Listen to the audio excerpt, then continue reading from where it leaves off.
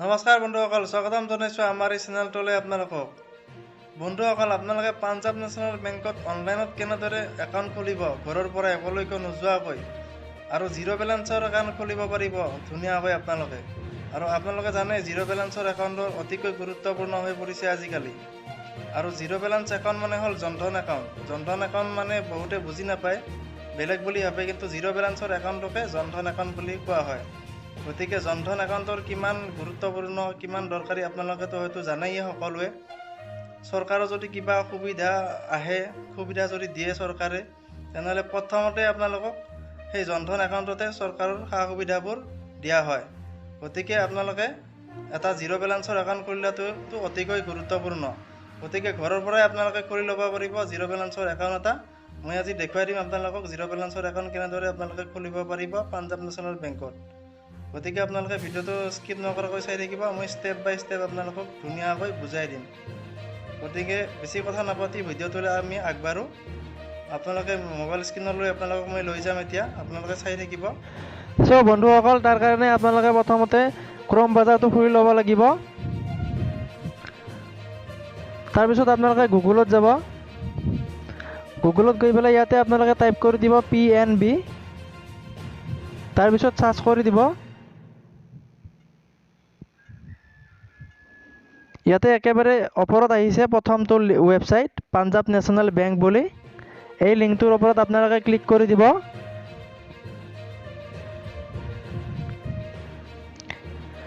তাৰপিছত এণ্টাৰ পেজটো এনেদৰে আহিব আপোনালোকৰ।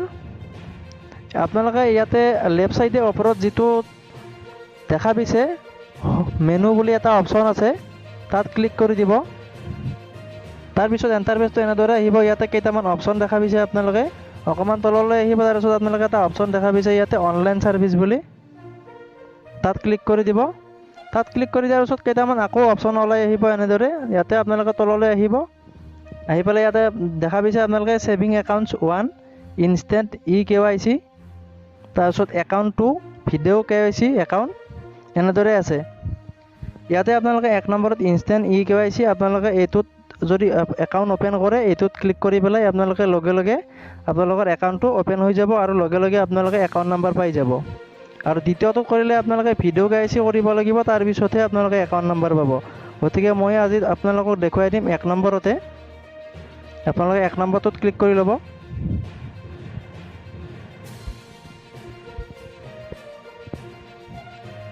অলপমান এনেকৈ লোডিং ল'ব, আপোনালোকে ৱেইট কৰিব। তাৰপিছত এণ্টাৰ পেজটো এনেদৰে আহিব। ইয়াতে আপোনালোকৰ এটা পপআপ নটিফিকেশ্যন দেখুৱাব এনেদৰে। ইয়াতে তলৰ ফালে আহি পেলাই আপোনালোকে ইয়াতে অ'কে কৰি দিব। তাৰপিছত আকৌ এটা ইয়াতে নটিফিকেশ্যন দেখুৱাব। ইয়াতে আপোনালোকক কোৱা হৈছে যে আপোনালোকৰ ইণ্টাৰনেট এক্সেছটো ভালদৰে লাগিব, আপোনালোকক মোবাইল নাম্বাৰ লাগিব, ভেলিড ইমেইল ID লাগিব, আধাৰ কাৰ্ড লাগিব, পান কাৰ্ড লাগিব, এইখিনি আপোনালোকক জনাই দিছে ইয়াতে। এইটো আপোনালোকে ইয়াত ক্ৰছ চিনডালেদি ইয়াতে আপোনালোকে কাট কৰি দিব। তাৰপিছত এণ্টাৰ পেজটো এনেদৰে আহিব। ইয়াতে আপোনালোকে 3টা অপশ্যন দেখা পাইছে। প্ৰথমটো আছে এপ্লাই ফৰ ছেভিংছ একাউণ্ট, দ্বিতীয়টো আছে ৰিজিউম ট্ৰেক। এনেদৰে আপোনালোকে প্ৰথম অপশ্যনটোত ক্লিক কৰি দিব, এপ্লাই ফৰ ছেভিং একাউণ্ট। তাৰপিছত আপোনালোকক ইয়াতে গুগল লোকেশ্যনটো আপোনালোকক ইয়াতে খুজিব পাৰ্মিশ্যন, ইয়াতে অ'কে কৰি দিব। তাৰপিছত এণ্টাৰ পেজটো এনেদৰে আহিব। ইয়াতে আপোনালোকক একাউণ্ট টাইপটো চিলেক্ট কৰিব দিছে। একাউণ্ট টাইপটো ইয়াতে চিলেক্ট কৰিব লাগিব। ইয়াতে বহুতকেইটা অপশ্যন আছে, 6টা-7টামান। PNB উন্নতি saving account, PNB power saving account, PNB সন্মান একাউণ্ট পেঞ্চন, এনেদৰে আছে বহুতকেইটা অপশ্যন। কিন্তু আমাক এতিয়া জিৰ' বেলেঞ্চৰ একাউণ্টহে লাগে। চ' আমি এতিয়া একেবাৰে শেষৰটো চিলেক্ট কৰিব লাগিব, PNB basic saving bank deposit. এইটো আপোনালোকে চিলেক্ট কৰি ল'ব, একেবাৰে শেষৰটো। তাৰপিছত ইয়াতে আপোনালোকে দেখা পাইছে requirement of quarterly average balance 0, অৰ্থাৎ এইটো জিৰ' বেলেঞ্চৰ একাউণ্ট। আপোনালোকক ডেবিট কাৰ্ডো দিয়া হ'ব, কোনো ধৰণৰ চাৰ্জ নলয়। আপোনালোকৰ SMS এলাৰ্টৰো এইটো ফ্ৰী হ'ব, জিৰ' বেলেঞ্চত কোনো ধৰণৰ চাৰ্জ নলয়। গতিকে আপোনালোকে তলত দেখা পাইছে চিলেক্ট প্ৰডাক্ট বুলি এটা অপশ্যন আছে, তাত ক্লিক কৰি দিব। তাত ক্লিক কৰাৰ পিছত এণ্টাৰ পেজটো এনেদৰে আহিব। ইয়াতে আপোনালোকে তলত দেখা পাইছে প্ৰচিড বুলি এটা অপশ্যন আছে, তাত ক্লিক কৰি দিব। তাত ক্লিক কৰাৰ পিছত ইয়াতে এখন কনচেণ্ট ফৰ্ম আপোনালোকক ইয়াতে দেখুৱাই দিব। ইয়াতে আপোনালোকে তলৰ ফালে আহিব, তলৰ ফালে আহি পেলাই এইখিনি আপোনালোকে পঢ়ি চাব পাৰে। তাৰপিছত আপুনি তলৰ ফালে আহিব, ইয়াতে এটা বক্স দিয়া আছে তাত টিক লগাই দিব, আই এগ্ৰি বুলি যিটো আছে অপশ্যন তাত টিক লগাই দিব। টিক লগাই পেলাই আপোনালোকে তলত যিটো প্ৰচিড বুলি অপশ্যন আছে তাত ক্লিক কৰি দিব।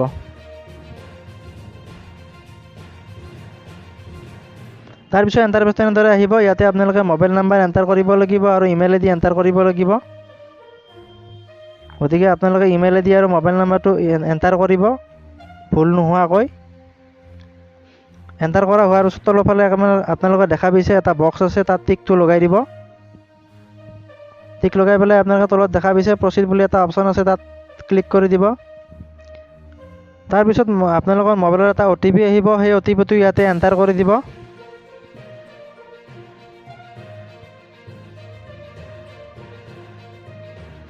মই এতিয়া OTPটো এণ্টাৰ কৰিছোঁ। তাৰপিছত আপোনালোকে ৰাইট চাইডে তলত দেখা পাইছে ভেৰিফাই এণ্ড প্ৰচিড বুলি এটা অপশ্যন আছে, তাত ক্লিক কৰি দিব।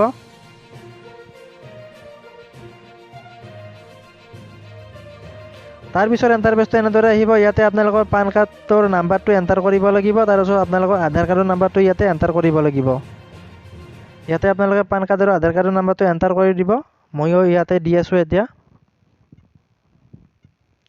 তাৰপিছত আপোনালোকে তলৰ ফালে দুটা বক্স দেখা পাইছে, তাত টিক লগাই দিব। তাৰপিছত তলৰ ফালে দেখা পাইছে আপোনালোকে প্ৰচিড বুলি এটা অপশ্যন আছে, তাত ক্লিক কৰি দিব।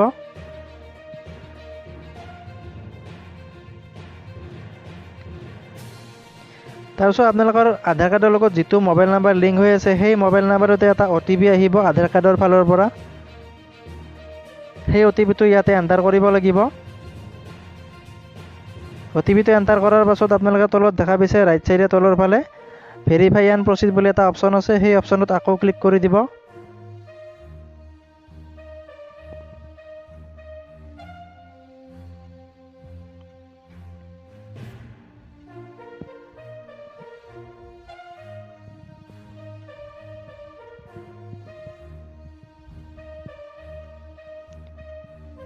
তাৰপিছত ইয়াতে 4টা প্ৰচেছ আছে।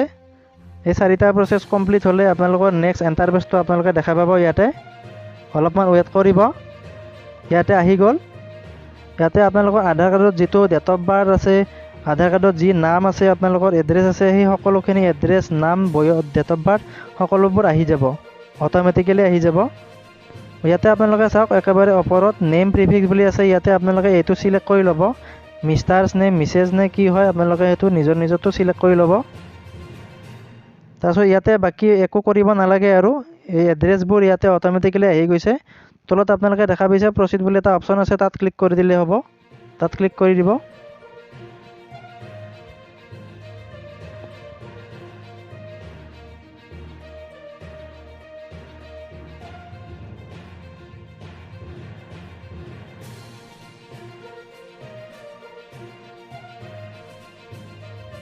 মই ইয়াতে ক্লিক কৰি দি আছোঁ।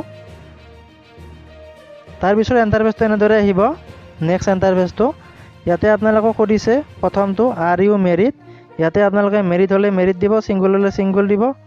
তাৰপিছত ইয়াতে আপোনালোকৰ মাদাৰ নেমছটো দিব, ইয়াতে ফাদাৰ নেমছটো দিব। তাৰপিছত ইয়াতে ৰিলিজিয়নটো সুধিছে, ৰিলিজিয়নটো আপোনালোকে হিন্দু হয় নে খ্ৰীষ্টান হয় নে মুছলিম হয় নে জেন্টছ হয়, সেইটো আপোনালোকে দি দিব ইয়াতে নিজৰ। তাৰপিছত কেটেগৰী আছে, কেটেগৰীত আপোনালোকে SC ST OBC যিটো হয় সেইটো দিব। তাৰপিছত ইয়াতে আপোনালোকে আছে চিটি অফ বাৰ্থ, ইয়াতে আপোনালোকৰ ডিষ্ট্ৰিক্টখনৰ নামটো দিব পাৰে। তাৰপিছত আছে এডুকেশ্যনটো আপোনালোকে SSC HSC যিটো হয় আপোনালোকৰ সেইটো দি দিব ইয়াতে। তাৰপিছত ইয়াতে আছে কাষ্টমাৰ ষ্টেটাছ, ইয়াতে আপোনালোকে আদাৰ্ছটো চিলেক্ট কৰিব। তাৰপিছত কাষ্টমাৰ টাইপ আছে, ইয়াতেও আপোনালোকে আদাৰ ইণ্ডিভিজুৱেলটো চিলেক্ট কৰি ল'ব। ইয়াতে আদাৰ আৰু আদাৰ ইণ্ডিভিজুৱেল। তাৰপিছত অকুপেশ্যন টাইপ আছে, অকুপেশ্যন টাইপটো আপোনালোকে ইয়াতে হাউচ ৱাইফ দিব পাৰে বা ষ্টুডেণ্ট দিব পাৰে।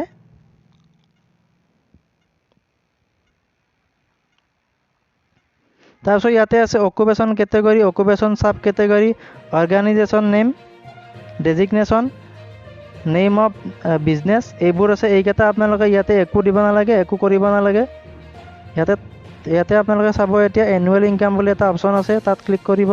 ইয়াতে প্ৰথমটো দিব আপ টু 60,000, এইটো দি দিব। ইয়াতে নেটৱৰ্থ আছে, ইয়াতে আপোনালোকে সেইটোৱে দি দিব প্ৰথমটো 60,000। তাৰপিছত ইয়াতে এনুৱেল টাৰ্ণ অভাৰ আছে, এইটো একো নিদিলেও কথা নাই। তাৰপিছত expected annual credit in account, মানে এটা বছৰৰ ভিতৰত আপোনালোকে একাউণ্টত কিমানমান পইচা ৰাখিব পাৰিব, মানে সেইটো জনাব দিছে ইয়াতে। যোনে যি ৰাখিব পাৰে সেইটো দিব পাৰে, ইয়াতে 50,000 টকাও দিব পাৰে। তাৰপিছত ইয়াতে নমিনি ডিটেইলছ আছে, নমিনি ডিটেইলছ যদি আপোনালোকে দিব বিচাৰে তেনেহ'লে ইয়েছ কৰি দিব, আৰু যদি দিব নিবিচাৰে ইয়াতে নোট ক্লিক কৰি দিব তলৰটোত। তাৰপিছত তলৰ ফালে দেখা পাইছে প্ৰচিড বুলি এটা অপশ্যন আছে, তাত ক্লিক কৰি দিব।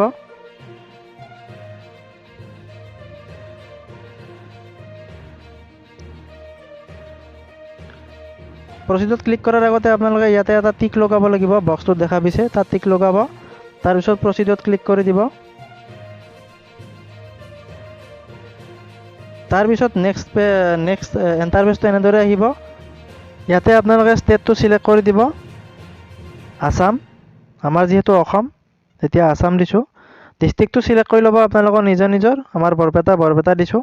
তাৰপিছত ইয়াতে ব্ৰাঞ্চটো চিলেক্ট কৰি ল'ব আপোনালোকে, আপোনালোকৰ ওচৰত কোনটি ব্ৰাঞ্চ আছে, কোনখন ব্ৰাঞ্চ আছে সেইখন আপোনালোকে ইয়াতে দেখা পাই যাব, সেইটো চিলেক্ট কৰি ল'ব। চিলেক্ট কৰি লোৱাৰ পাছত আপোনালোকৰ ব্ৰাঞ্চৰ এড্ৰেছটো সকলো ইয়াতে আহি যাব ধুনীয়াকৈ, ইয়াতে দেখুৱাই দিব এনেকৈ। তাৰপিছত ইয়াতে আছে আপোনালোকে ছাৰ্ভিচ কি ল'ব বিচাৰে, ATM কাৰ্ড ল'ব বিচাৰেনে, যদি বিচাৰে ইয়াতে আপোনালোকে টিক লগাই দিব ইয়াতে।